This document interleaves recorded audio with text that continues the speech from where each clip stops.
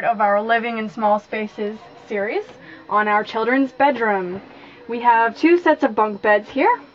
This is Buddy's bunk bed. This is what we refer to as the toy area.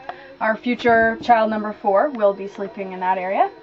Then we have Girly, who sleeps up here, and Pal, who sleeps down here. Now, previously we were using the shelves in this closet to hold all of their clothes. Each child had a shelf. Buddy had a bucket for his underwear and socks, and then the other two have these drawers. But unfortunately, we were having problems with condensation in the back of the closet that was keeping their clothes damp. So instead we decided to purchase these totes that would hold all of the clothes that they needed. Right now they hold fall and winter clothes. And then we would put the toys in this area, which actually helped us to clean up the toy area. So now they have a nice reading spot. They can pull out toys that they actually want to play with, and also provides a diaper changing area. Which, keeping this area clean, actually keeps the rest of the camper from having toys. Well, the camper always has toys all over it, but there is a significant less amount of toys on the floor now that we have the toys organized on the shelves. Now that it's not full, they actually have a space there to play. So they only pull out what they need. Buddy, with the Lego, he's got Lego and his little stuff up here that he keeps. And he's got drawing supplies and a toolbox, a record set. It Pal and Pal and Girly. There we go. Right. And Pal has his cars and his different miscellaneous toys. They have dress-up clothes, and Girly has dress-up clothes. She has a tea set. She has her jewelry box, and they also have their bedtime storybooks. So it holds quite a bit in there, and we still have Pal and Girly's underwear and socks in those drawers. And if you're wondering why we keep getting jumbled up with Pal and Buddy, it's because on YouTube we don't really care that much about using names. On our WordPress blog, we usually refer to ourselves in a little bit more anonymous fashion. So there you have it. This holds 3 children fairly comfortably. The beds are bigger than they actually need for their height at this time, so it works well. And we still have room for one more. Originally, when we moved in here, we were going to put name tags on each of the beds and label this one "Oops," just in case. So now we're going to have to use it.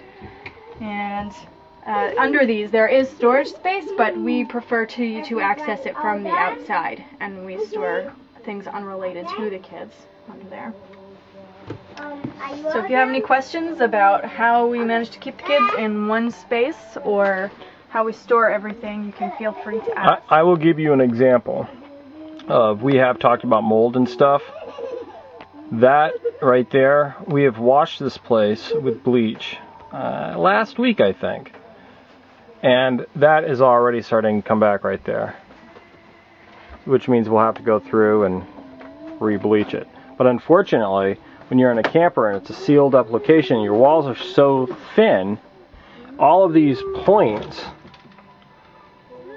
because of the temperature difference with these cold nights and stuff, water just builds up and builds up quickly. So you have to stay on top of the mold. And again, like right there, we're not freaks about mold. A lot of people are freakish about mold. Like, people have lived with it a long time, and nobody in our family has problems with it.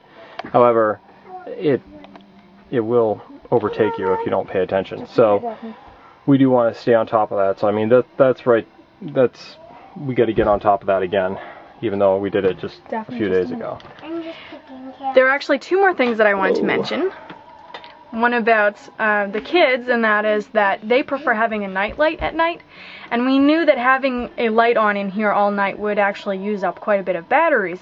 So we replaced the light bulbs up here to use LED lights. Yeah, they're cheap China ones, and you can see how one of them's brighter than the other. Well, they all used to be relatively bright. You can actually see some of our older posts on when we bought this camper. And it looked like a UFO, had a beam that was trying to beam up the people inside or something at nighttime, because these things are so blue. They're not very good lights. They're, $2 or $3 a piece.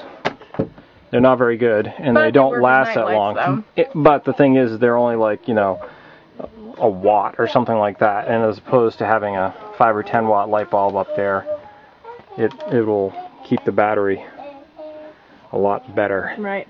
And the last thing I did want to show you was the door. Each of our bedrooms has a cloth folding door that folds right back into the wall, excuse the mess in the kitchen, and then snaps into place. So we do have some amount of privacy. It does not hold sound at all, but at least there is some privacy for children who want to change in private or to separate them when it is bedtime or nap time from the rest of us. So it works. For now, see you later.